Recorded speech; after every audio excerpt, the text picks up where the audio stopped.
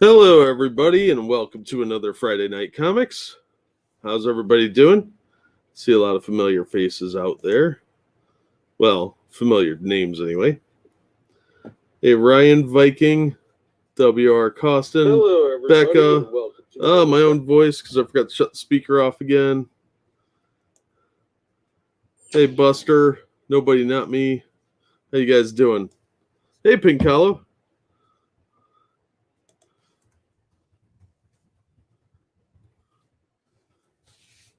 Another beautiful Friday night because I'm indoors and not outside.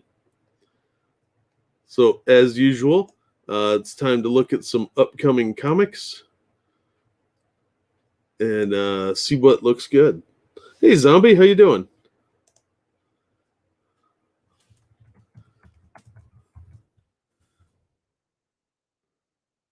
Yeah, I will talk about comics, W.R. Costin. It's like you know me. All right, well, let's see here. Let me figure out what I'm doing here. It's been like a week since I've done this. Alrighty. Oh, no.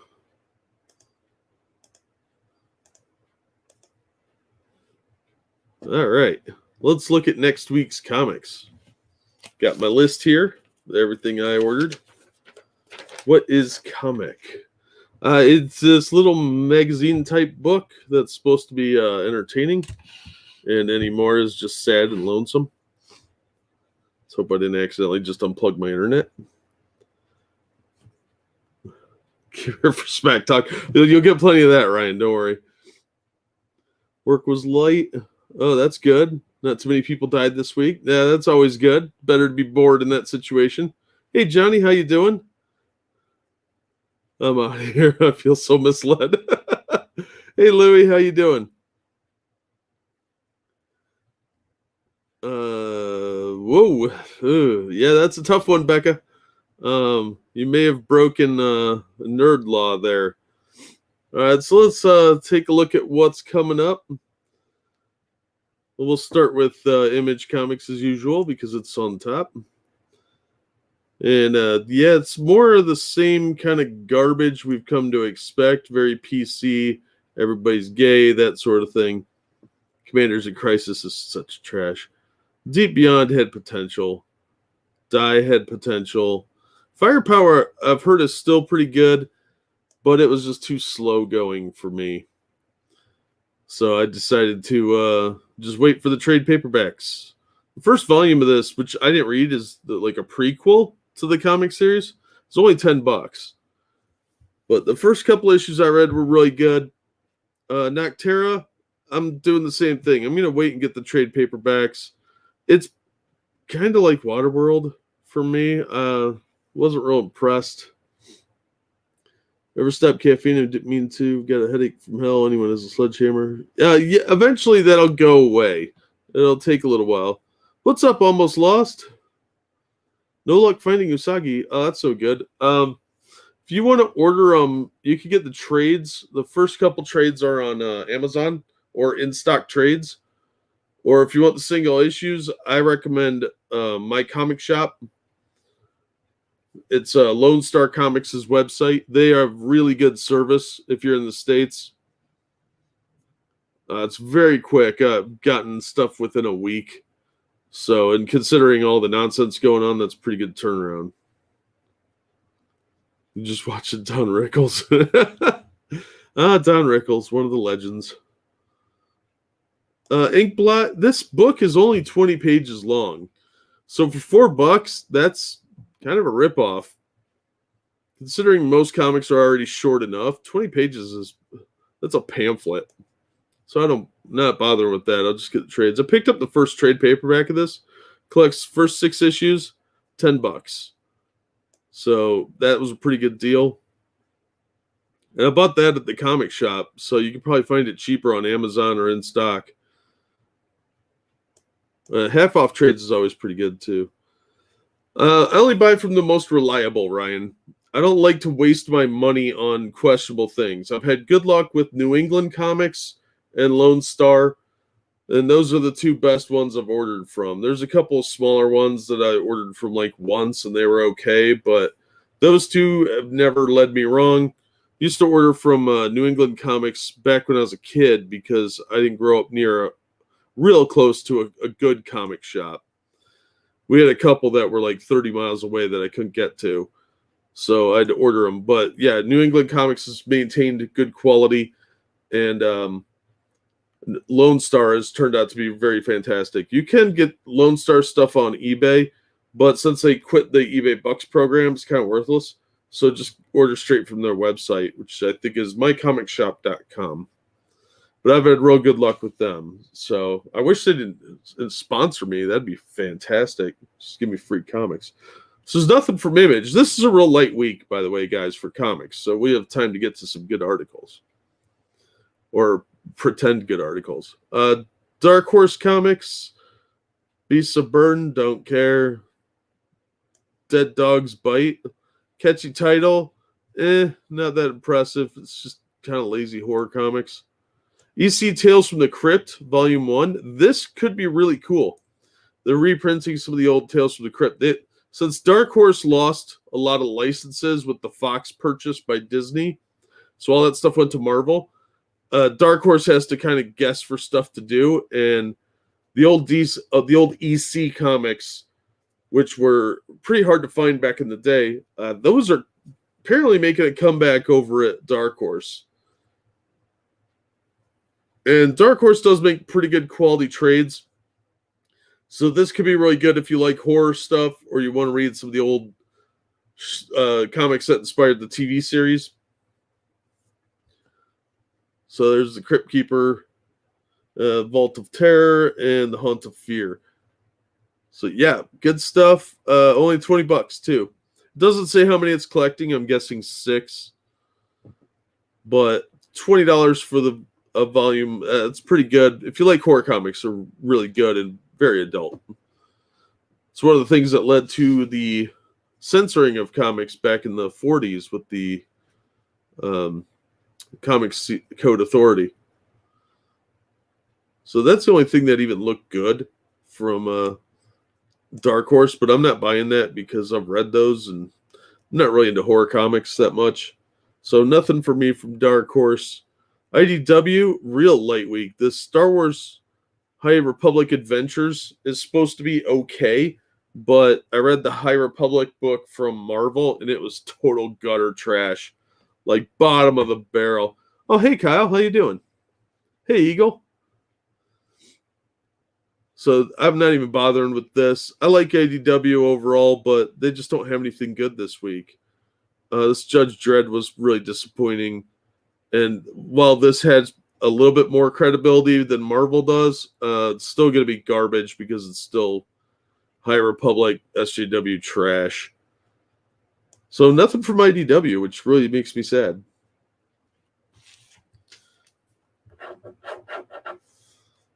All right, we go over to Marvel then, and we've got All New Wolverine by Tom Taylor. Oh my gosh, no, never. $100 waste of money for Girlverine? No, that's not Wolverine. That's Girlverine, X-23. And Tom Taylor's a huge social justice warrior.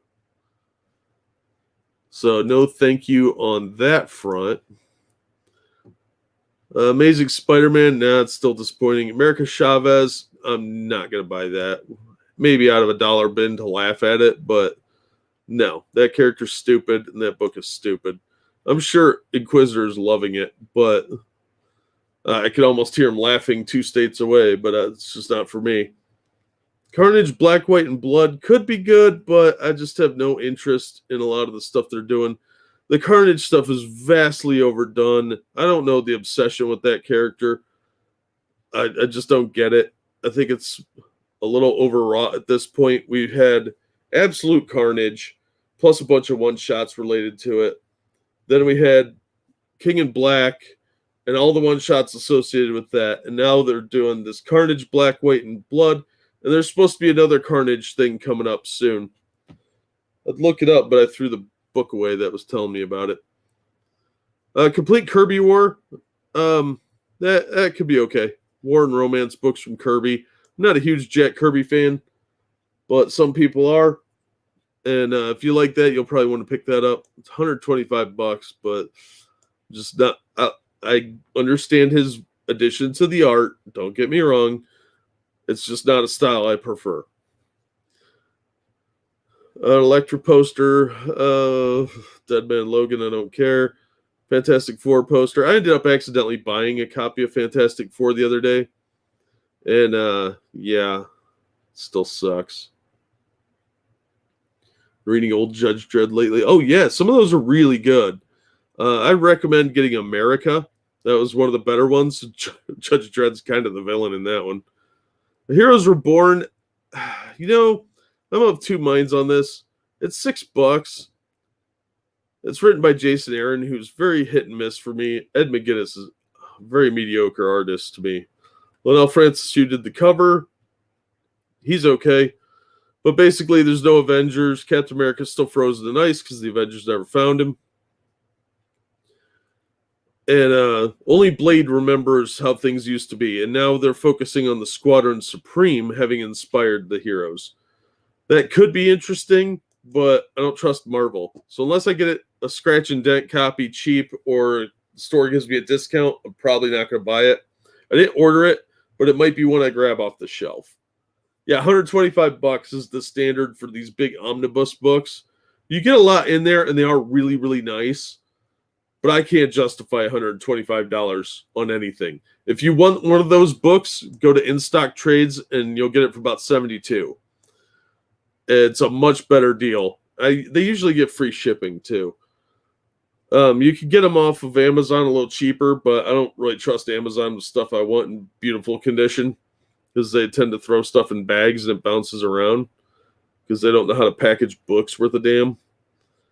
So there's lots of variations on the Heroes Reborn because that's their latest event. So pick your favorite cover, I guess. Doesn't really matter to me. Immortal Hulk, they have to play up the Days of Future Past cover once again because Marvel can't come up with anything original. Iron Fist, Heart of the Dragon. This book has been very fun, despite the stupid little kid. Iron Fist is trying to stop dragons from getting killed by this evil hidden dragon, and everything's going completely wrong for him. He is just running place to place. It's got some great guest appearances by that bald black chick from Wakanda, whose name I can't pronounce. Luke Cage, Bride of Nine Spiders, Dog Brother, a bunch of other kind of obscure characters, and a few you know, and so there's some new people thrown in there too, just to kind of pump up Champions numbers. But they're all doing ancillary stuff. Iron Fist is doing the real work, and Power Man is really kind of the secondary on that one. If you like the Netflix show, you might like this. It's a little more action-oriented. So the interior art's pretty good. The guy has a little trouble drawing the nose line where the mask meets the nose. I don't know if you'll be able to see it real well on this picture. But he has to alter the angle a little bit. So this is a different artist on the cover, but he has trouble drawing the nose bridge. So it looks like his nose got smushed. Like here, this guy drew the lighting, so you can see the nose line of the mask. The regular artist has a little trouble with that, but it's still good art, and it's a lot of fun. It's been a really good book. Larry Hama's writing it. I highly recommend checking it out if you're an Iron Fist fan. It's one of Marvel's only good books out right now. So I'm definitely picking that one up.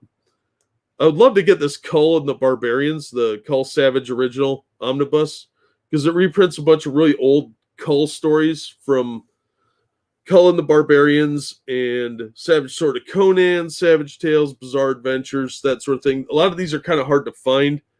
And the Savage Sword of Conan was one of the magazine ones. These are all more adult stories. And I really like those. Savage Sword of Conan stuff was great back then. It was just really hard to come by because it was on the magazine rack. And they wouldn't sell it to kids a lot of times. So I'd really like to get this, but I got to save up the money to get it and then track it down, basically. So it's going to end up costing probably $80. So I might get that for my Christmas present or something.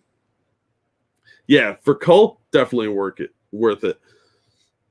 If the nose is the only problem, Marvel's improving. They're making small steps toward improvement. I will give them credit for that. But they keep pushing the same social justice crap in most of their books. Oh man, Viking, it is hard to find those in the wild. It really is. There was a comic shop I used to go to that had a box of them that I didn't know about for years because they were on the floor under one of the tables that they had back issues on. And usually what you had down there was just like empty boxes and supplies, crap like that, overflow stuff. But he had this box of like Savage Sword of Conan down there that no one knew about. It wasn't labeled. And he only wanted like $3 a piece for them. By the time I found out, he had almost none of them left. But I would go with the classic covers. See, they have two different covers. This is the direct market cover, has the classic. This is Conan or Colin the Barbarian's cover. It's just a reprint. I think that's issue 1 that's reprinted there. This is only available in the direct market, which are comic shops. I would try and get that one because these tend to look a lot cooler than the new art. The new art tends to be kind of dog shit. I mean, compare that one to this. This looks kind of boring. And Roy Thomas, man, he was the quintessential fantasy writer in the 70s and 80s. He did some of the newer Savage Sword of Conan. I got to track a few issues down. I'm going to do those for patrons. Hey, Evolved, how you doing, man? You found an original NES copy of Castlevania? Wow. $179. Oh, screw that.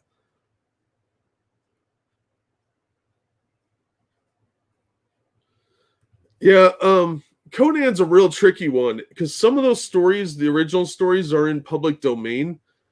And I think Marvel's banking on Conan going full public domain so they can reprint some of the old stuff. But now they have the license again. And I don't know why they're doing the Savage Avengers book because with the Conan rights being so screwy, it's a little weird. Oh, hey, Oki, how you doing? It's good to see you, man. Shang-Chi, they really lame that character up quite a bit. Marauders, hey, you want to see a bunch of drug smugglers? There you go. There's your book. Squadron Supreme, this was actually a pretty decent book back in the day. It collects Squadron Supreme 1 through 12 and Captain America 314. It's $35, but that's actually not a bad price because tracking those issues down is going to be a giant pain in the butt. Where are the Bounty Hunters? The cover's cool, but I don't care. These books are so slow. Charles Soule is such a boring writer if you don't read the whole story front to back. Just get it in trade if you're interested. Sort of chicken did I have for sustenance? I actually had Parmesan garlic chicken. My local butcher makes it. It's pretty awesome. And it was good. It was only like $4 for about half a pound of it. So it was like 3 servings. I've still got some left. My refrigerator smells like it, and it's kind of gross, raw smelling. But I get hungry every time. So I'm going to probably have that for dinner later. Television show heroes could have been titled Good, Bad, and Mundane People. Yeah, pretty much. Strange Academy is total garbage. It's body positive dog shit. The Union was just boring. I flipped through that, and it just, nothing grabbed me about it. The characters were insipid. And Union Jack was treated like a fucking idiot. So I couldn't get into that. This looks like dog shit. Oh, look, Thor. Girl Thor and Loki. Oh, boy, wacky. This Venomnibus, as they're calling it, stupid name, but a Venom Omnibus, pretty cool, actually. They've got some really good appearances in there. But again, it's a new printing, $125. Curse of the Man thing looks awful. So the only thing I'm actually going to buy from Marvel this week is Iron Fist. But that Cull book looks awesome. I'm eyeballing that thing for like gift cards and future purchase when I get some money around. Because that would look really good on my bookshelf. Next to my Time Life's Mysteries of the Unknown. Then we're on to Dynamite. Not paying $100 for anything from Dynamite. Invincible Red Sonja actually looked at like it might be pretty good. I'm not a huge fan of the cover art. It looks a little weak. Amanda Conner's art always is a little hit and miss for me. Yeah, exactly, Eagle. So, I don't know what breed of chicken it was. It was dead. That's all I know. So the Invincible Red Sonja. I'm going to give this one a chance. It's written by Jimmy Palmiotti and Amanda Connor, with art by Moriat. Not familiar with that name off the top of my head, but I know I've seen the work before. So I'm probably not going to like the interior art. It's Dynamite. It tends to be pretty mediocre. No, I'm not going to buy a giant-sized man thing. Yeah, Viking, good call. But yeah, I'm going to give this a shot because I like Red Sonja, but they haven't been writing her very well. It's been written by a bunch of male feminists like Mark Russell and a bunch of other really weak writers. So that's been really disappointing. This one's got actual potential. And there's some variant covers. I don't really care about which cover I get because you can just download the JPEG if you want the other covers. There's a cosplay cover for your pervs out there. James Bond, Agent of Spectre. I gave up on James Bond from them. The regular Red Sonja book, it's been pretty weak, like I said. This is a limited edition one. These $50 books, man, I just do not get it. Is that worth $50 to you? Because it's not worth $50 to me. So that's a Jay Lee limited edition cover, whatever. I don't care. Red Sonja and the Superpowers CCG cover, $90. Woo! No. That's a good book, though. Superpowers. Vampirella, not getting that. Sacred Six, not getting that. Sonja Versal, nope. Dark Powers, no. Those are all special edition covers. So the only thing I'm getting from Dynamite is Invincible Red Sonja issue 1. Then we're on to Boom Studios. This story, Eve, looks really stupid. There's a teddy bear. It's animated with a pirate patch. Oh, boy. Willow trade paperback. Don't care. Haven't been keeping up. The Buffy series seemed okay. What I read of it was fine. Just lost interest in it. I'm not that big of a Buffy fan. Mighty Morphin Power Rangers. This is the first volume of the new series. My comic shop guy was able to score me a bunch of the issues of Mighty Morphin Power Rangers that I was missing. So now I only need like 6 issues of Go-Go and Mighty Morphin so I could get caught up. And then I'll actually be able to read these issues that I have. But it's gotten good reviews and it looked fine. They've got some good creatives on it. So if you're looking for some Power Rangers, it's probably going to be for you. Wind is stupid. That was dog crap. Notice this is book 6 of 5. That real good, guys. Real good. There's a Crow model, $50. Some of these, I always think these things are kind of a mixed bag because, like, on one hand, some of them look really cool, but I just cannot justify the money. I mean, it's 9 inches tall. It's got this cool look to it, but $50 for Scary Clown Man? No. I like the movie, but I don't like it that much. I never have that kind of extra cash to throw around. Never read Power Rangers. Yeah, give it a shot, man. I'd recommend starting with the Mighty Morphin Power Rangers series. That from Boom, that was actually pretty good, and you can find the trades used now. Fairly cheap. Oh, thank you, Eufio. Happy anniversary, Becky and Johnny. May your cookies never go stale and your one ball stay attached. Well, thank you, Eufio.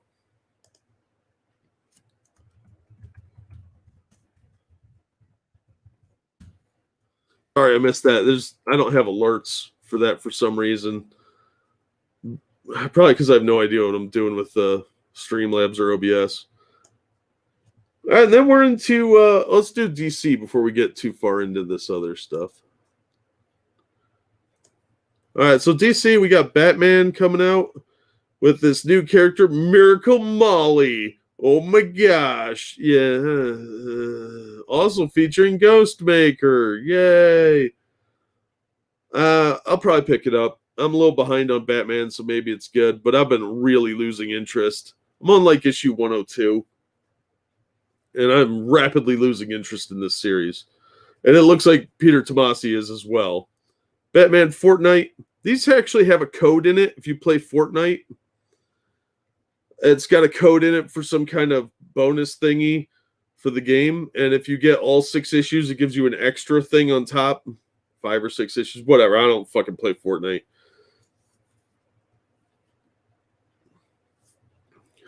That's disturbing, Louis.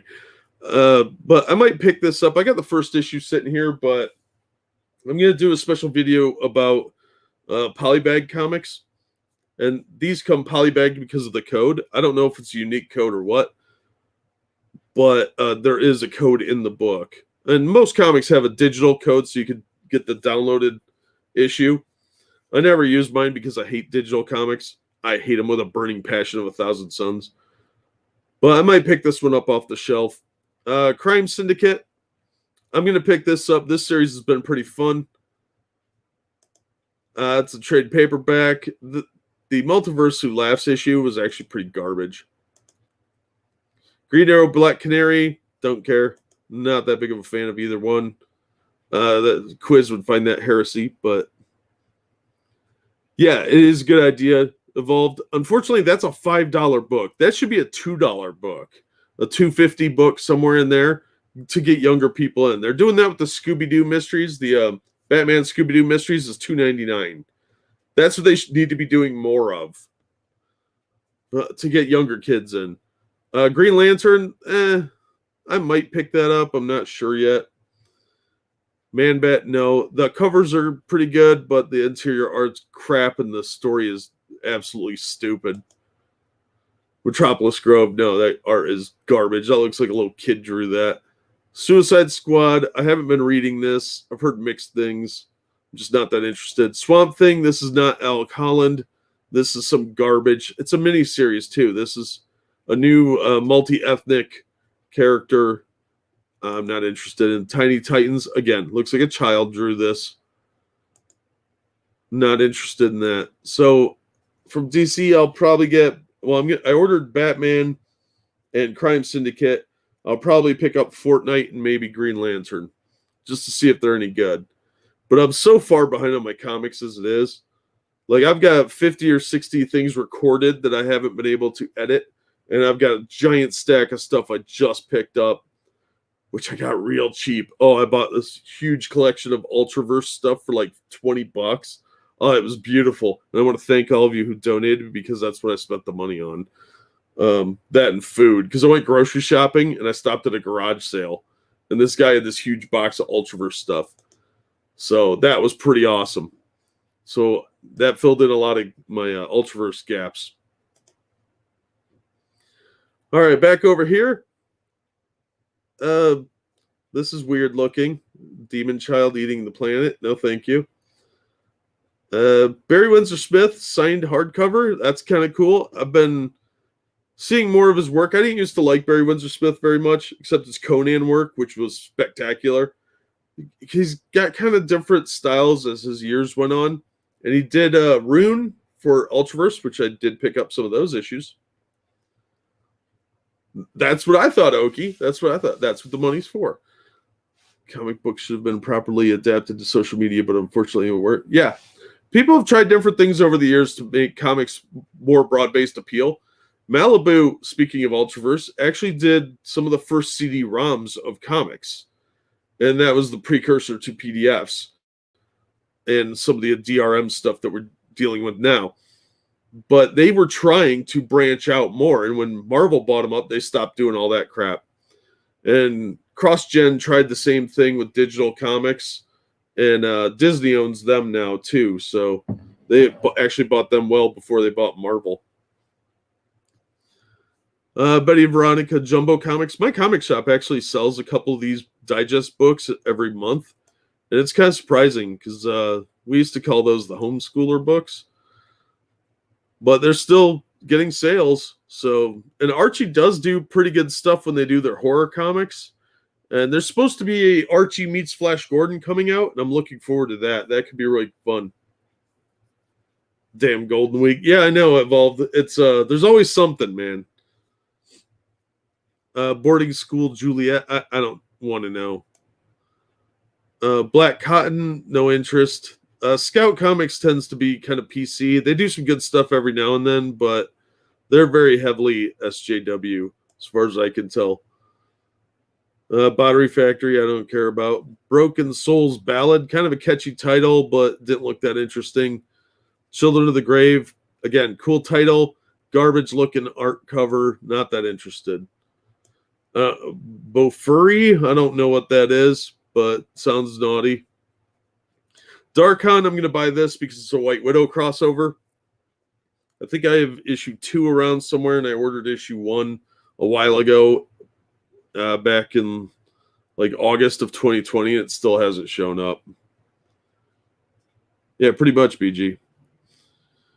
So I'm going to buy this because of the White Widow crossover. It's a 2-parter that started in White Widow 6, which is also coming out this week.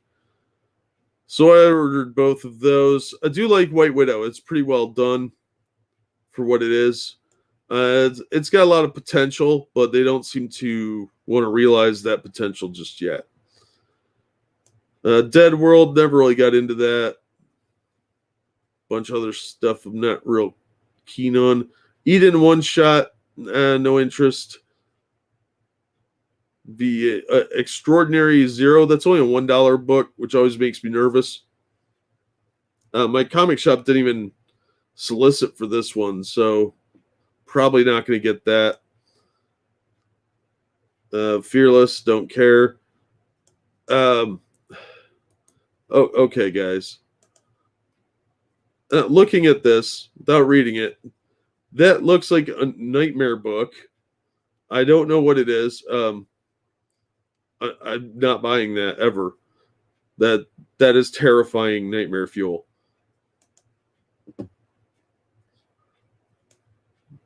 Full Tilt Boogie, I don't know what that is. Heartstopper graphic novel. Art looks like shit. Hippopotamuster, cool title. Hard Ears graphic novel. Don't know what that is, but title's kind of catchy. Hollow Heart, not interested. Hollywood Trash, that sounds about right. Is Wrong Pickup Girls Dungeon Sword? I think that's a bad translation, but it's a title. It's a thing that exists. I don't see Hispanics. Yeah, we're into the weird stuff now. Children of the Grave is a cool Black Sabbath song. Yeah, it is. Yeah, it is. I never heard of that, Louis. BG manga sports slice of life about teens on a basketball team. Definitely a pass for me. They have a lot of weird subject matter in manga.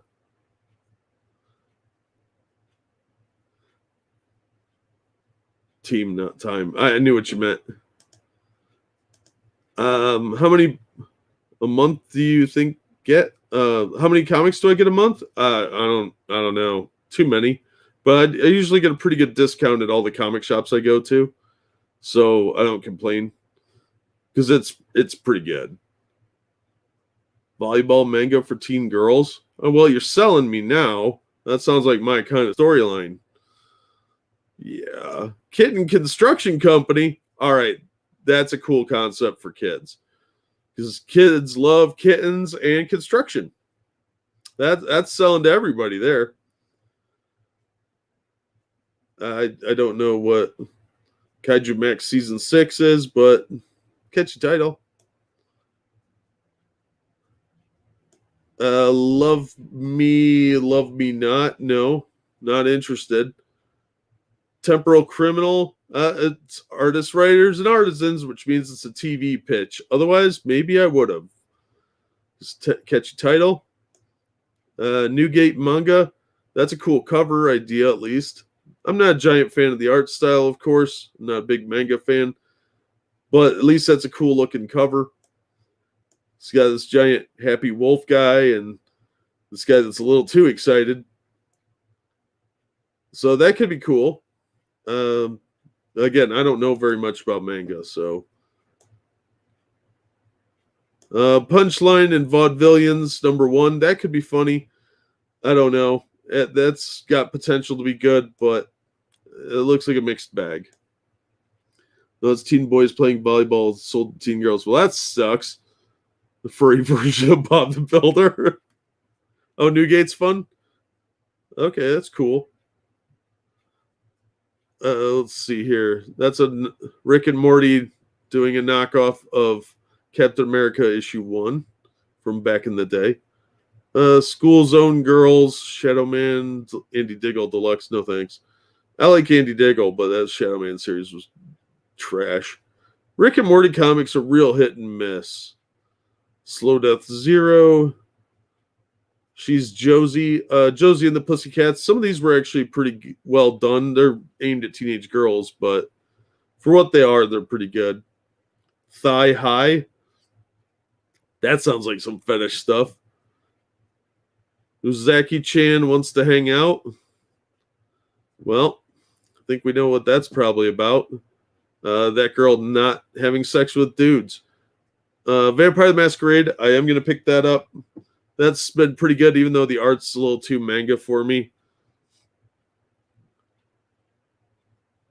I once picked up a manga in Japan. It translated to Love You Long Time. Wow. Wow. Yeah, well, Japan's an interesting place. Van Helsing steampunk one-shot. As much as I like Xenoscope, Van Helsing just doesn't do it for me. I think it's a stupid hat. I keep thinking of that she's Slash from Guns N' Roses. And it just doesn't really do it for me. I've got a couple of books of Van Helsing that I've got to review yet, but I doubt I'll keep them. I just don't, I'm not that interested in the character. It's a little too obvious cheesecake stuff that they're trying to market toward horny young guys, and I'm a little out of the window for that. White Widow number 6, I am going to pick the regular issue up. It's $20 lenticular. Fuck off. That's where they're making their real money. But the cover's pretty cool. So this is the first part of the crossover with Darkon. So I'll pick that up. World Trigger, I don't know what that is. Wrong Earth, no, I'm not interested. I've got the first miniseries sitting around somewhere. And it looked okay, but I just don't have any interest. Be More Batman. Oh, wow. No, fuck off. Drugstore in Another World. Okay, that's a catchy title. That sounds like interdimensional drug dealers. Everything steampunk offends me. Steampunk fans offend me more than steampunk, because a lot of this stuff goes way too far with it. Like, it could be interesting, and then they have to get ridiculous with it, like giant mechs and trains that transform like steampunk Transformers. It gets a little too far. Yeah, I was thinking that too, gayest person. Hey, what's up, FTW? And gayest person, how you guys doing? Yeah, BG, I'm kind of the same mind. It never really lived up to the hype. Diesel punk is best punk. I prefer oil pump. That's what makes my car go vroom. All right, let's get into some news. When Blackness is a superpower. Woohoo! This is from the New York Times. From Falcon to Black Panther, a potential new Superman, a wave of rejuvenated characters reimagined by black creators are rewriting superhero mythologies. Harriet Tubman, Demon Slayer. And of course, you know those demons are white devils.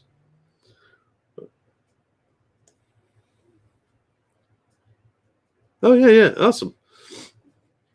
Just chilling? All right, cool. All right, well, after the success of Star Wars series The Mandalorian and Marvel series WandaVision, the bar was set high for the Falcon and Winter Soldier. But the series that focuses on 2 secondary characters, no, they are good characters on their own. One black and one white. Notice one of these words is capitalized. From the Captain America comic book storyline, surpassed those expectations as the most watched premiere in Disney Plus history. Yeah, why don't you find out how well episodes 3, 4, 5, and 6 did? Because I guarantee they weren't as good. As the show's first season comes to an end on Friday, this is from last week, can be seen as part of a new wave of black superheroes. Blah, blah, blah. Yeah. The actor Teyonah Parris drew praise as Monica Rambeau. Yeah, she did fine. And she's reprising the role in Captain Marvel 2, which is directed by Nina DaCosta, the first black woman and fourth woman of any background, who cares, to direct a Marvel movie. Is she good? Because that's all I care about. Last year, DC Comics revived a character named Nubia. Nubia has been popping in and out of DC characters since her inception. That's not a big deal. Black Amazon, who was raised alongside Wonder Woman, who first appeared in comics in 1973. This new incarnation is 17 and has two mothers. Because that's how that works. In which she tries to say that the day she's profiled and detained by the police, probably for her skin color. This is what Nubia used to look like. This is what she looks like now. Yeah. Can you be a superhero if society doesn't see you as a person? Who says that? Who doesn't see you as a person? I want names. That's fucking stupid. Stop being stupid. More traditional incarnation of Nubia was recently seen in Future State, a 2-month storyline that explored DC's heroes decades from now. No, it explored them in the near future because they're slowly moving in that direction. What they did was they took this product called 5G that was supposed to celebrate Verizon's 5G program, and it was going to be the 5th generation of heroes. They were going to rewrite the DC timeline and make all the original heroes that we know and love as being older and mostly retired. Well, they switched that over and called it Future State and slowly adapted a lot of it to where it's actually in the very near future. And it looks like they're leading to that. We have another story on that coming up. But Future State is setting up for Batman to be replaced so that Batman is Bruce Wayne only in 1 or 2 titles, and he's Jace Fox and a couple others. Yeah, that's probably true. Rosa Parks' Vampire Slayer could be good.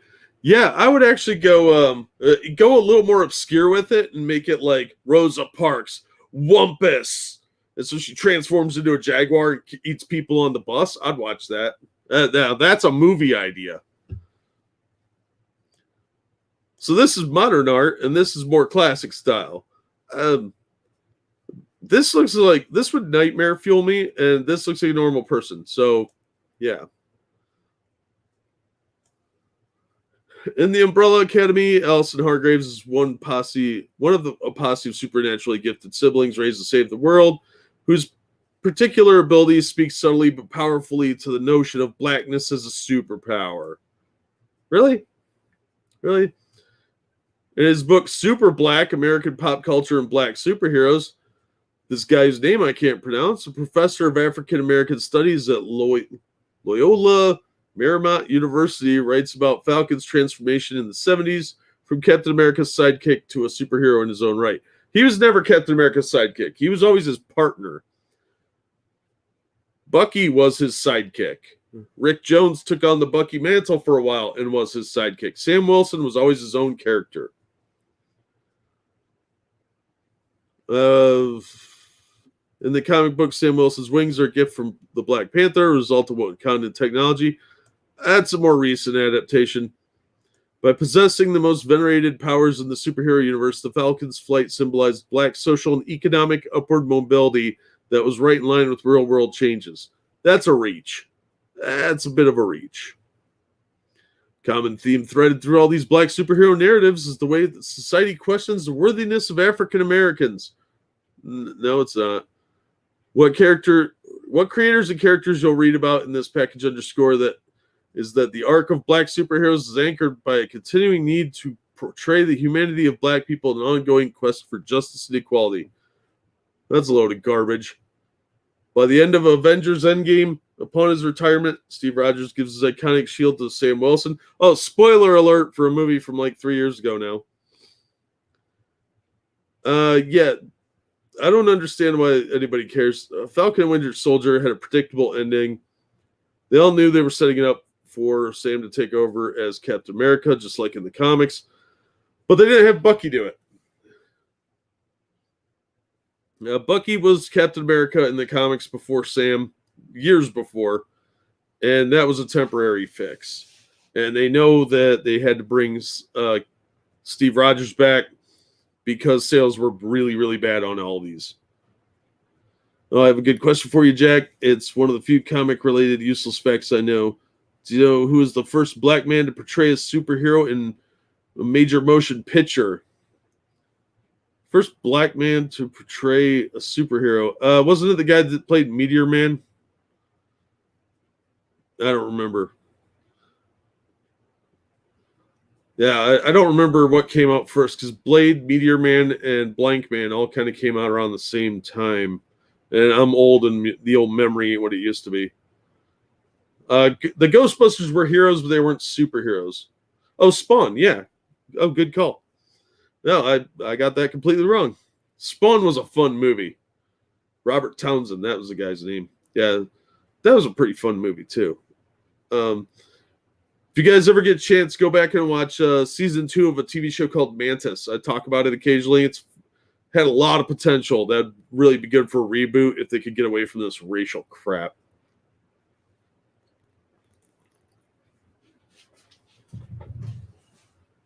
Hold on, I need a new drink.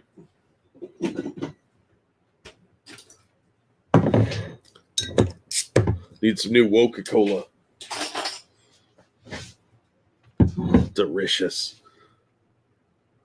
Okay, so we go on about this TV series again, and it was full of Black Lives Matter propaganda, like talking about how oppressed black people are and blah, blah, blah. Oh, it's so bad. It's the 1950s all over again. Blah, blah, blah. It got really tiresome really quickly.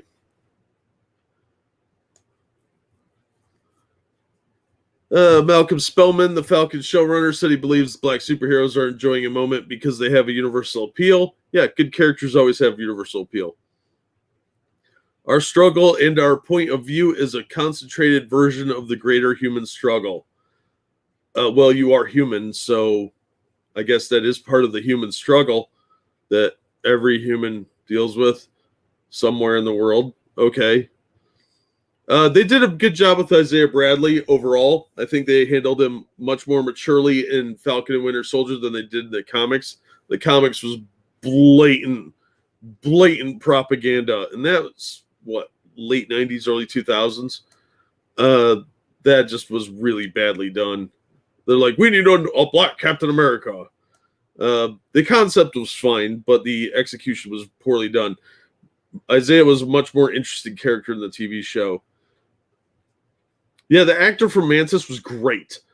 It's a real shame they cut the budget on that show and it failed, because that could have been a classic. Ooh, Eartha Kitt or Halle Berry. Ooh, hard to say. Different eras. In their prime? I don't know. I'd probably go with Eartha Kitt because she has a better voice for it. Of course, you had to mention the Tuskegee Airmen. Goes on for a while. Look at this garbage art. What is this? That looks like Vin Diesel had a terrible accident and reconstructive surgery didn't go well. I don't even want to know what happened to this guy. 2003 Captain America. Oh, it's 2003. Truth, Red, White, and Black tells the story of how the super soldier serum used to create Captain America was tested on black soldiers. And it was really bad. It was a really bad miniseries. I mean, I forgot how bad this art was, but yeah, look at that. What is going on with his boobs and his face and that weird point on his head? Like, seriously, somebody did some Frankenstein stuff to this guy. I remember buying that thinking it was going to be really cool, but nope. Terrible TV show, Alias. Alias could have been good. Jennifer Garner was the only thing even remotely good about that show. And then we go into historical parallels.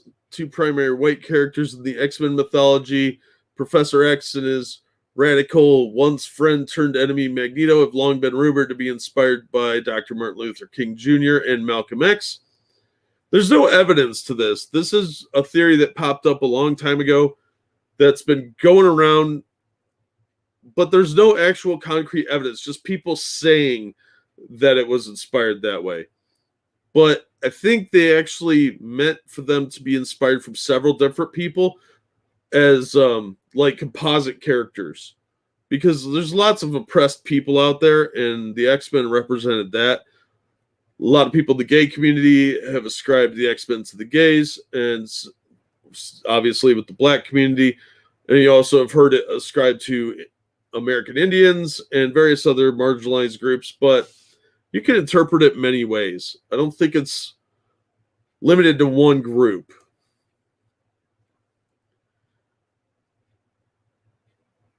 So, yeah, there's some various references here that were allusions made by Kirby and Lee over the years.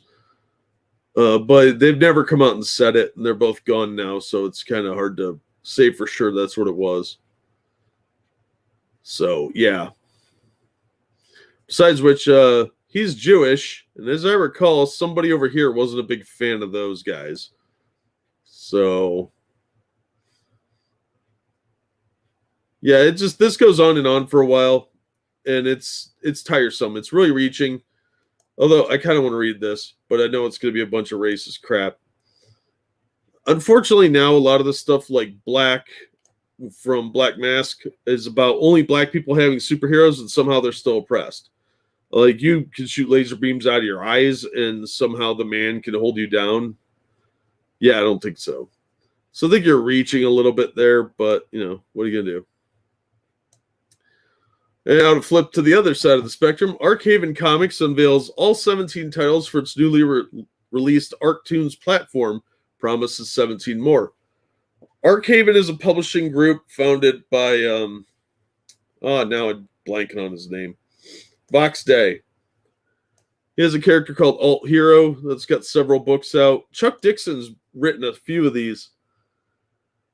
So he's launching this site on Arkhaven.com, launched with Alt Hero, Midnight's War, Deus Vault, Hammer Freedom, and Go Monster Go. Each of these titles will be released new episodes every Wednesday. 5 new titles today. I think this is from today.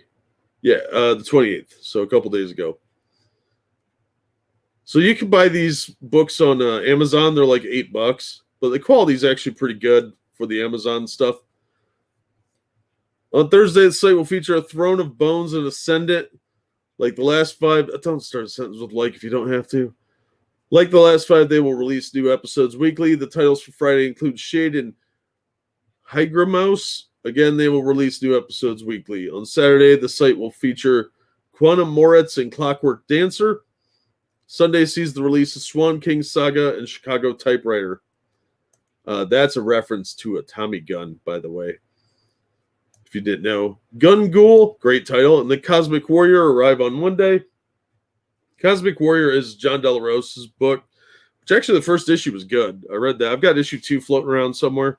Again, bottom of the box. So probably not going to get to it for a while.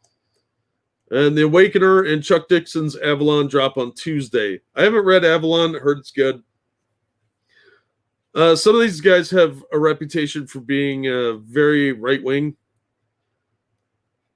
but I don't think that's fair to everyone. I think Vox Day is just sort of using his influence with his audience to get some of these things through.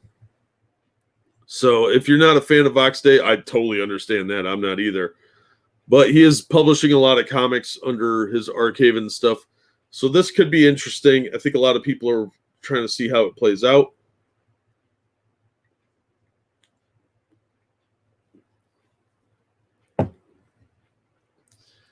In a press release, Arkhaven Comics detailed that, quote, in addition to the 17 series that have been announced, an additional 17 comics from Arkhaven, Super Permo, and other publishers are already scheduled for release and will be announced over the next week on the date of their first appearance on the new digital comics site. As noted above, Arkhaven promises that every Arktoons title will run weekly episodes, and the site is expected to feature more comics content in the month alone than was solicited in DC Comics in May. That's not surprising. This is mostly a digital platform from the sound of it. It's a free-to-view website. However, it does have a subscription model ranging from $5 to $50 a month and allows subscribers to support the creation of the comics as well as various rewards that will be announced in coming months. So like it says, this is not just Arkhaven's books. These are other publishers as well. So there will probably...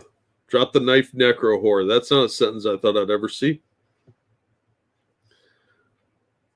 So if you don't want the alt-right stuff or apparent alt-right stuff, you don't have to read that. There are other publishers here.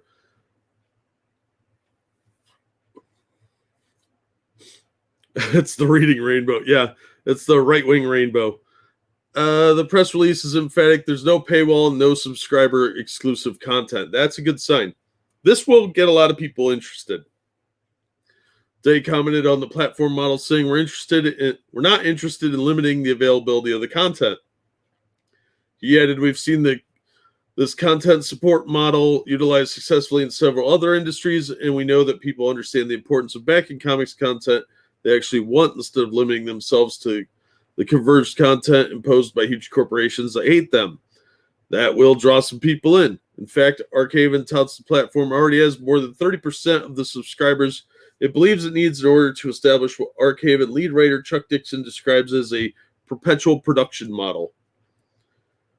So yeah, if they can maintain that kind of output, they will definitely get people over that don't know anything about Vox Day, because somebody like Chuck Dixon still has a lot of draw with his name.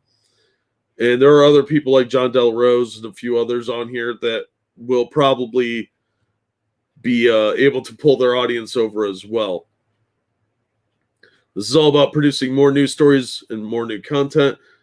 This isn't like when I was a cog in the machine at Marvel and DC. This is pure comics creation with no gatekeepers or corporate careerists in the way. This is total creative freedom without limits other than the challenge of staying ahead of our small army of illustrators, but that's where I live. So yeah, the art is a little more amateur hour, but hey, if you're looking for some comics to read, looks like they're going to have a lot of choice. Should be ready to read any sentence with being a comic fan. You would think so. The standards are no sex, no Satanism, no social justice. Well, I can get behind that. If you're worried Arktoons might favor Arkhaven's comics, Super Permo, Dark Legion, and Rislandia, with its algorithm, Arkhaven promises that its algorithms will be fair and not favor publisher-created content over independent creators. Rislandia and Dark Legion, I think, are John Del Rose's imprints. And Arkhaven is, of course, Vox Days. I don't know who Super Prumo is. So yeah, Arkhaven is doing a bunch of comics, and it sounds like it's all free. So if you guys are interested, Arktoons might be something worth checking out. It looks like there's a lot of characters here, and 17 books. Quite a lot to look at. There's more information on the 17 titles to be released over the next week on Arktoons. Alt Hero, Midnight's War. That's actually a pretty cool cover. I like the costume, looks pretty good. I think that's a vampire book. The Hammer of Freedom. I've heard this is good. It's got a really cool cover too.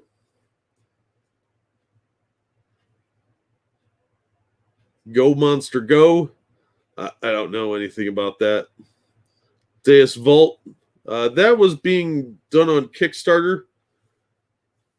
Or Indiegogo, rather. As a like a $50 hardback or like a $25 soft cover. It looked kind of good. It looked like a Conan book set in like the Crusades. A Throne of Bones. That's obviously Romans. Ascendant, Star Spangled Squadron. I don't know anything about that, but that's pretty good art. Those big boobs, so that's a good sign. Shade. That might be interesting. I don't know. Cover's pretty good. Hypergamouse. I'm going to vote no on that one. Quantum Moritz. I don't like that art. That's a little too cheesy 60s.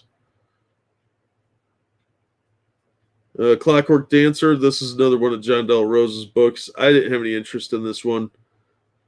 I didn't like the art either. Swan Knight Saga. I don't really care about teen drama. That's kind of what it looks like. Chicago Typewriter. It's about machine guns. Gun Ghoul. That's a cool title. The art looks a little amateur, but might be okay. Cosmic Warrior. I did like this. Issue 1 anyway. The Awakener. A guy in a gas mask with a gun always sells me for some reason. Chuck Dixon's Avalon. Heard that's good. It's an alt hero spinoff. I don't know if they take place in the same universe or what. But yeah, there you go. Arkhaven Comics. Pew pew ew. Yeah, I like action adventure, and unfortunately a lot of comics just don't have it these days. I might check that out just to see if it's any good. Speaking of, remember how I mentioned the future state stuff?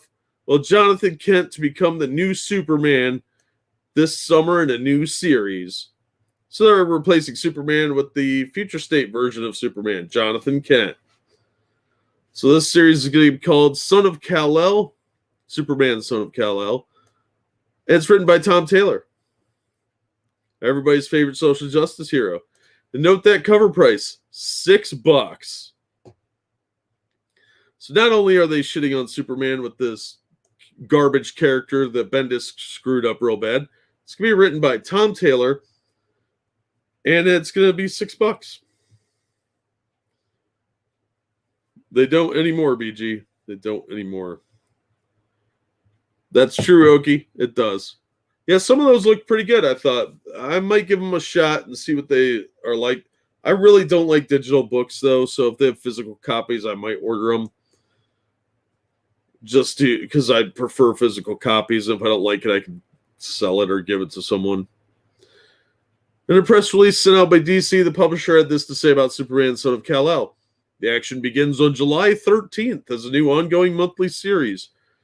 Superman Son of Kal-El replaces the current Superman monthly title. That's right, they're canceling Superman to do this one. Written by Tom Taylor, art by John Timms, who does the Harley Quinn book, so it's probably not very good. The series follows the new adventures of the son of Superman as he's entrusted with the protection of Earth. Jonathan Kent has experienced a lot. He fought evil alongside Robin, and then they aged him up like 5 years because they could. They lived in the future, blah, blah, blah. There's a hole in the Legion's history that prevents John from knowing exactly when that will happen, but all signs point to it being very soon. It's time for the son to wear the cape of the father and replace him, because why not? They're probably going to make him gay, too. So this is the official cover here, which is just mocking a better cover that was very similar. 22 whole pages of action. Any of you other old-timers remember when comics were 26 pages or 33 pages or 32 pages? Because I do, and they were cheaper. And how much is this mess? $5. That's right, 22 pages for $5. What a fucking ripoff.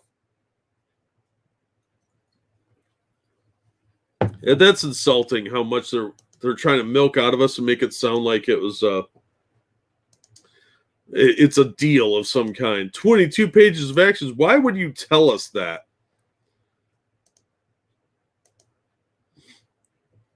So let's see. It goes on here. Accompanying that is Tom King's new Supergirl miniseries, Supergirl, Woman of Tomorrow. Tom King's decided to ruin another character. Arriving July 20th, issue 2 of the 8-issue limited series by Tom King and artist Blackness.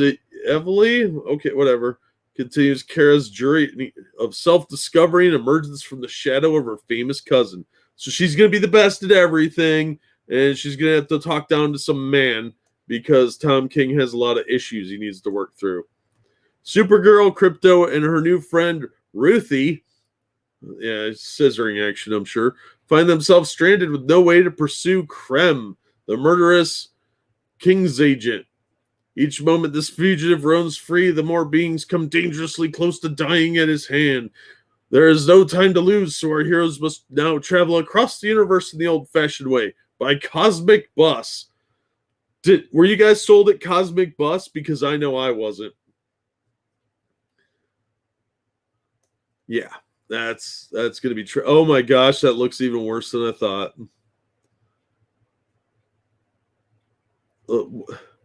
That looks like she's wearing a frumpy outfit, but that's actually her cape or skirt there. And what is this, a space Muslim?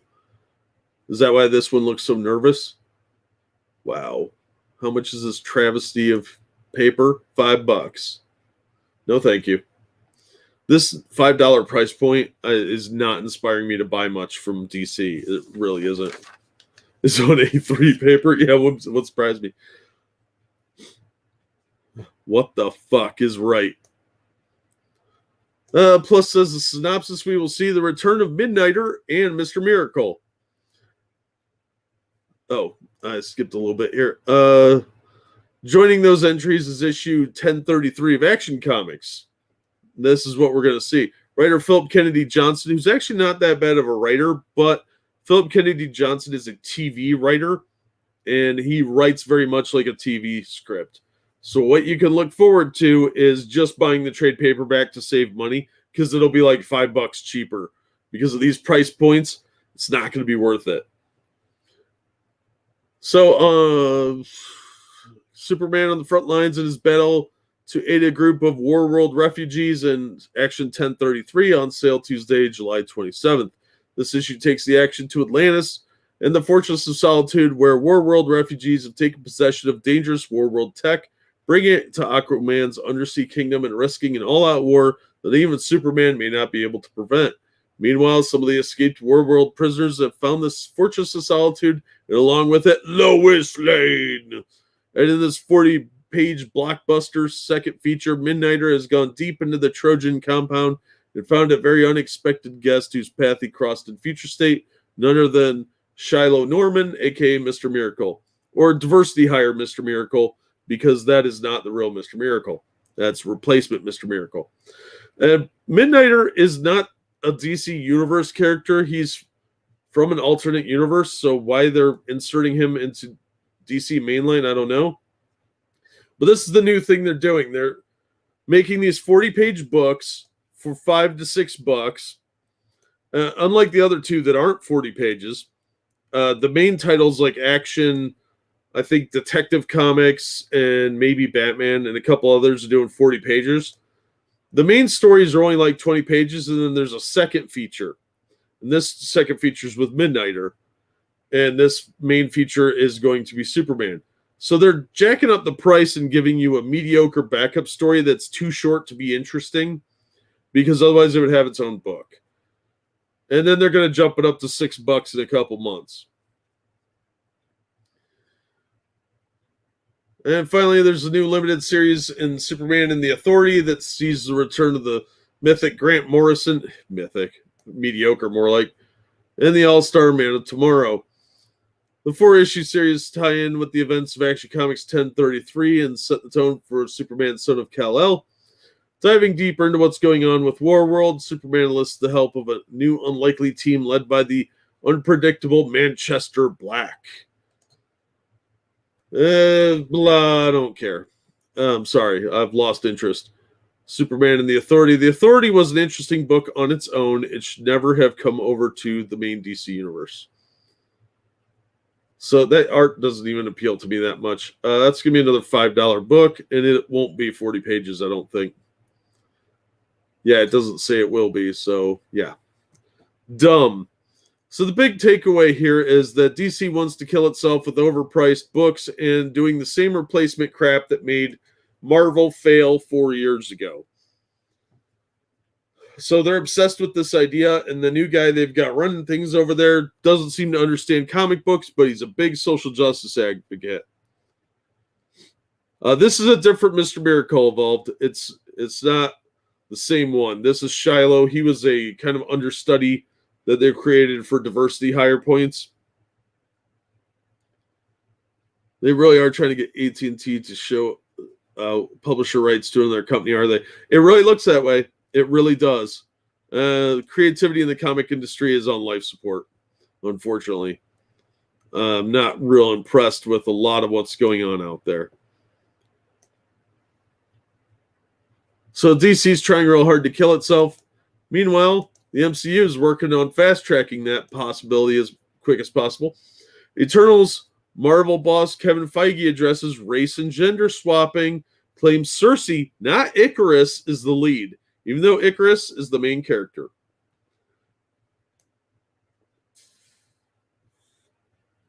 Kevin Feige recently addressed why the upcoming Eternals movie decided to race and gender swap most of the characters from their origins in the comics. Majority of the Eternals characters have been race and gender split. Yeah, we just read that. They changed Makari to a black female deaf character. Kino now appears Indian instead of appearing as to be Japanese. That was an unnecessary switch, I think. Ajik is Hispanic, Lebanese, and female. What? Hispanic, Lebanese, and female. Gilgamesh is now Asian, and Sprite is now female and young girl. They changed that in the comics, too, to where Sprite's a young girl. At least that's what it looked like to me.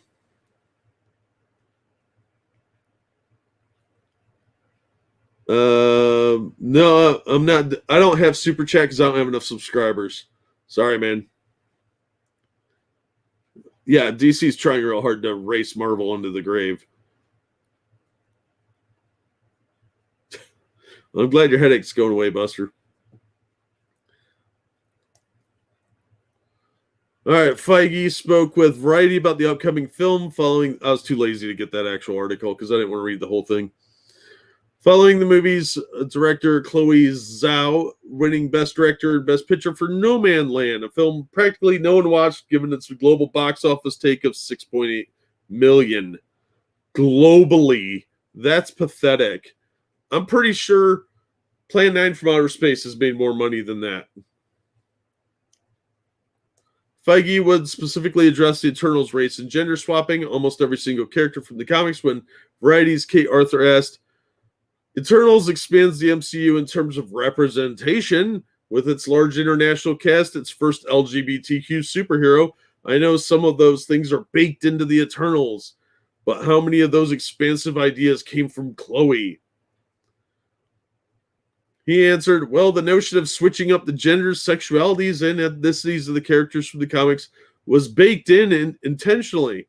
Initially, that was part of what Nate Moore was really advocating for in moving Eternals to the top of the list for us to start working on. What exactly the makeup was between when Nate put it together as an internal discussion document, which is how we always start off our projects. And when she came in, I don't recall exactly. That means she probably had nothing to do with anything, and that came from on high. This movie's going to blow. Feige then began discussing the casting, where he claims Cersei is the lead of the film, not Icarus, who is predominantly the main protagonist when it comes to Eternal stories in the comics. Yeah, because he was more popular. Yeah, my laundry channel does have the watch time, but I don't stream from over there because this is on a separate account. And it wouldn't make sense for me to do a comic stream on a channel that doesn't have any comic book content. Yeah, for a major film. I had heard of No Man Land, but never watched it. And obviously, nobody else did either. Plan 9 is a classic. It's a better film than No Man Land, I guarantee it. That's true, Viking. I'm with you on that one. He said when it came to casting, that also did affect it. There's some characters that we changed from male to female. There were some characters that we knew how we were altering them from the books, but then it also came down to casting. This bitch looks crazy. That's a scary looking woman. Feige continued. So for Cersei, for instance, and if there was a lead in the ensemble Cersei, it is Gemma Chan. We looked at and read all sorts of women for the part and ended up really believing that Gemma was best for it. And thankfully, she's proven to be the case in the final movie. So, of course, Chloe was a big part of that decision and every casting decision. Some of it was done beforehand, and that continued once she was on board as director. So, a lot of PC nonsense. Here's some of the cast. There's, what's her name? The old hag that used to be married to Brad Pitt. Selma Hayek. CeeLo Green. I don't know, some guy from a shampoo commercial. This kid. That fat guy. I don't know who that is either. The chick that ran the Cylons. I don't know. I was wrong about a few of the names. Yeah, Angelina Jolie, that's her name. You can't convince me that casting couch got done. Yeah, no shit. If it wasn't clear this film might be the wokest of all Marvel films so far, Feige pretty much confirmed it. He made it very clear that they set out to race and gender swap the majority of the cast before they had even begun to search for a director. Yeah, that's pathetic. See, here's what the original cast looked like. Yeah, most of them are white. That's not always a bad thing. You can have new characters, add new characters. There's supposed to be a lot of Eternals. Not only that, but it also shows where Marvel Studios and Feige's priorities are. He clearly states the reason for the film being moved to the top of their list of films to make it is purely because they swapped the characters' races, genders, and sexualities. Yeah, is anyone shocked? I know I'm not. When you are making movies simply to swap races, genders, and sexualities, you're not doing it right, and more times than not, you sacrifice an actual story because you're blinded by identity politics. I couldn't agree more. It's just another sign the Marvel Cinematic Universe is heading on the wrong trajectory, a trajectory that looks very similar to what Walt Disney did in Lucasfilm and Star Wars. Yep. So MCU is pretty well done for me.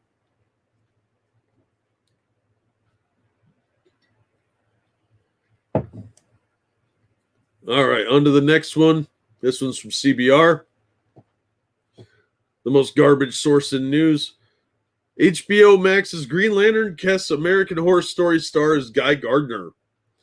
Finn Wittrock is being cast as Guy Gardner. It's not even blonde or redhead. I mean, they couldn't even get close to it. So this is for HBO Max's live-action series. According to The Hollywood Reporter, Wittrock's Guy Gardner is described as a hulking mass of masculinity and, as rendered in the comics, an embodiment of 1980s hyper-patriotism. And yet Guy is somehow likable. No, he's not. He's a douche. The streamer is also reportedly searching for an actor to portray the classic Green Lantern, Alan Scott. They've already announced that Alan Scott's going to be gay. And they made it canon in the DC Comics, even though that retcons quite a lot of important characters from the DCU.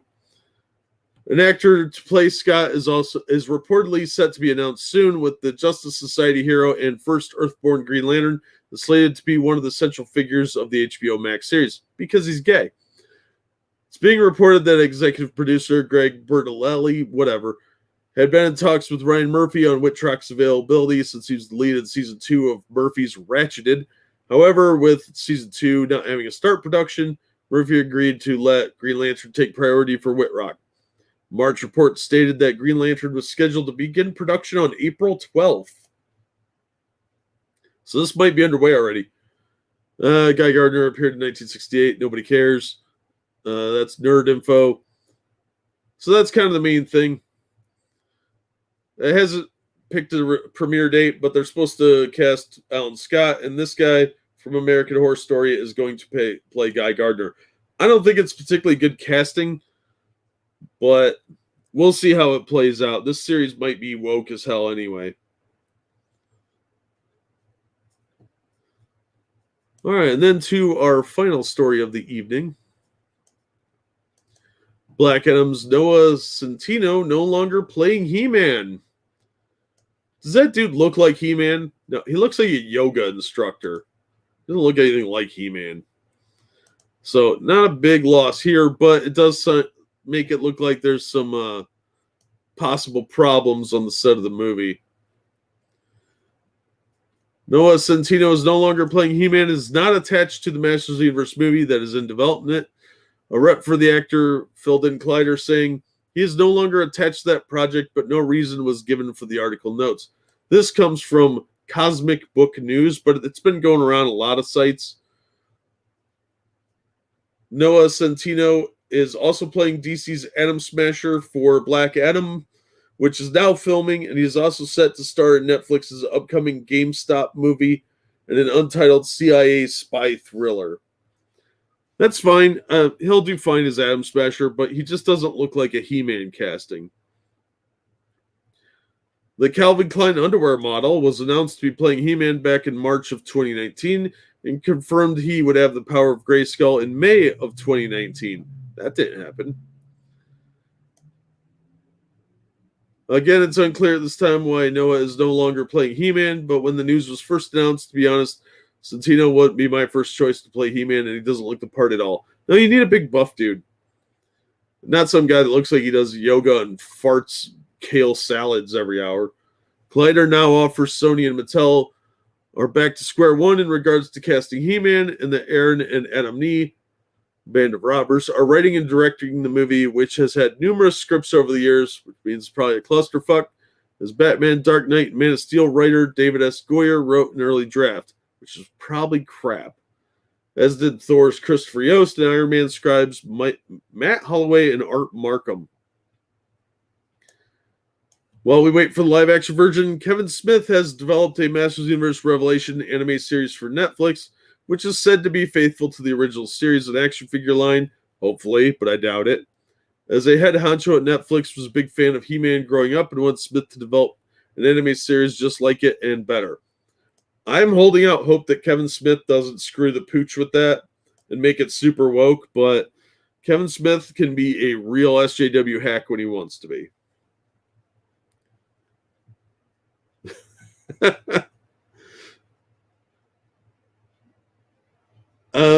He-Man versus Barbie would probably be more interesting than some of the garbage they've been producing now. But yeah, thankfully they're not going to let that happen. So that's the last of the news articles I had grabbed. Sorry, not much going on this week.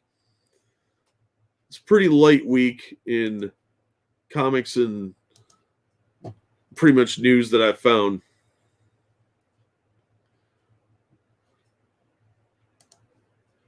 So we got a minute or two for questions if you guys have any. And then I'll close out and we'll call it a night.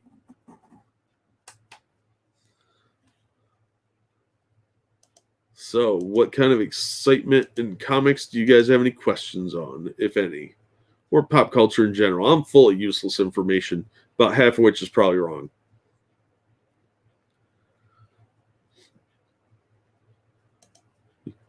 Are you guys excited for the new Eternals movie? Yeah, Viking, I'm surprised nobody's done that. Masters of the Universe porn parody. Have you seen the new Invincible show? It's a tiny bit SJW shit, but most of it was cool. I've heard it's pretty good. I just don't have the time to watch it. And I think that's on Amazon Prime, which I don't have. Batman recommendation before I have a Revenge of the Nerds situation. Okay, you need...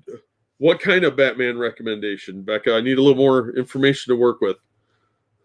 Shaft versus Barbie, that'd be a short fight. Are you looking for like a classic Batman story, or are you looking for like something obscure that you can one-up everybody with? Are there any non-SJW based comics? Yeah, there are. The Iron Fist, Heart of the Dragon's pretty solid. Let's see what else. Batman Scooby-Doo Mysteries, the Joker series is pretty good. Ultraman's been pretty solid. I'm looking through my stack here.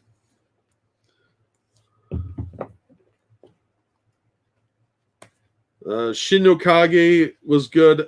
Cold Dead War. Red Sonja, the Superpowers was pretty good. Spider-Man's Shadow started out pretty good so far. Only issue 1's out. There's some decent stuff out there. A lot of indie stuff. Zorro's been really solid. Take the one up. All right. Do you just want a Batman book recommendation? King of Fear or Kings of Fear. It was a good Scarecrow story. With, let's see. I got a list somewhere of Batman books. See if I can find it real quick while I'm thinking. There's a lot of good Batman books out there. The greatest Batman stories ever told had a bunch of different random issues.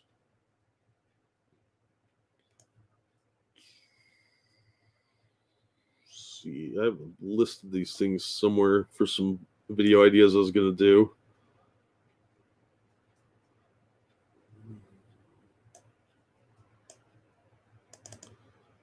Let's see. Hang on one second. Oh my God, content. See if I can do this without crashing. All I have to go on is the Batman Returns movie. I always prefer indie stuff and underground stuff.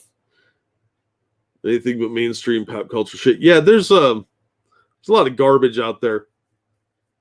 I like American Mythology Productions. They do a lot of really good books. The Zorro stuff they've done is amazing. All right. A Lonely Place of Dying was a really good collection. It collected the Death of Jason Todd storyline from Batman, I think 426 through 430. That was Death in the Family. Lonely Place of Dying was the follow-up where we meet Tim Drake. That was good too. Batman Year One is quintessential Batman books. That is Frank Miller telling the story of Batman from the first year. It's basically what they based Batman Beyond on. The Killing Joke, of course. Arkham Asylum has some really surreal look to it. That's really good. That's a Grant Morrison book that I actually liked. Gotham by Gaslight is always a classic. That's Batman versus Jack the Ripper. It's a what-if story where Batman was around in the Victorian era. Son of the Demon, that's where Batman gets it on with Ra's al Ghul's daughter, and they have a kid together. It's now been retconned as canon that's kind of an event that actually happened. Then 10 Nights of the Beast, if you can find a copy of that, that's a really good one, where Batman fights the KG Beast. It's an 80s story, but it's a lot of fun. Let's see, probably have a few more here for you that would be good. Of course, Dark Knight Returns, but that's kind of an everybody go-to. Batman Holy Terror, that's in a dystopian future where a religious order runs the U.S., as I recall. Master of the Future is a follow-up to Gotham by Gaslight. Year 2 is really good. That's where he fights the Reaper. That was a really good one. Batman Digital Justice. If you can find a copy of that, it's like $10 or $15. It was one of the first computer art comic books, and it was specifically released as a hardcover. It was like $25, and I bought it back then. That was a lot of money. And it was actually a pretty good story. It's a little dated now, but talk about obscure. That one was really obscure. And then, of course, Long Halloween, Hush, Troika. You could go Batman White Knight. That's a fairly recent one. Same with Court of Owls. Those would probably be the better graphic novel choices. Otherwise, you could go with The Cult, which was okay. Poison Tomorrow. Batman and the Mad Monk is a personal favorite. That one was by Matt Wagner, and it redid an old Batman story from early Detective Comics, where there was this guy, the Mad Monk, who was a psycho lunatic, but he wasn't even like really alive. He was like an undead character. That was really fun. KG Beast was not the real hero. Don't ruin the twisty surprises there. Evolved. That's not nice. Batman versus Predator is a classic. Batman fights the Predator. They did 3 of those. The first one was the best one. The other 2 weren't bad, though. So those are worth checking out. That's really all I can think of off the top of my head and from my really garbage notes here. I'd need more time than that. Oh, hopefully that helps, Becca. But yeah, if you want to stump them for obscure Batman books, Digital Justice is probably your best bet. It looks super dated now because everything's all blocky, but that's an outdated one I always had a fond affection for.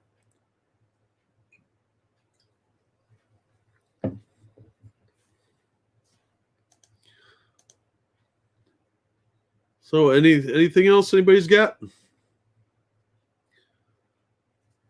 All right, I guess we'll wrap it up there. I don't have much else to say. There's some really good indie books out there, though. I know a couple of you guys read indie stuff. Predator vs. Archie was a classic, BG. But yeah, if you guys get a chance, you're looking for some good indie reads, check out Whiteout by Greg Rucka. That's one of my favorites. And get yourself some Teenage Mutant Ninja Turtles, because the original stuff was a lot of fun. Really underrated these days.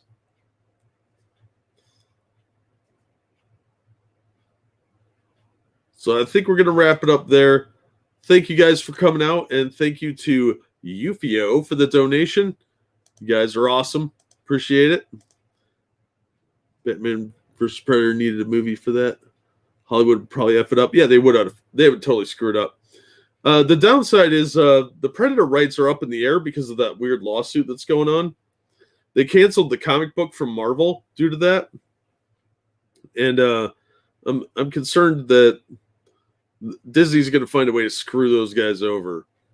Oh, no problem, Becca. Anytime you need help with something like that, let me know. Hopefully I can help you.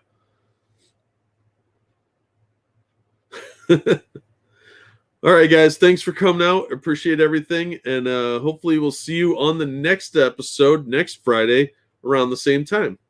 Thanks, guys. Have a good night. And I'll probably see you on Monkey in the Morning.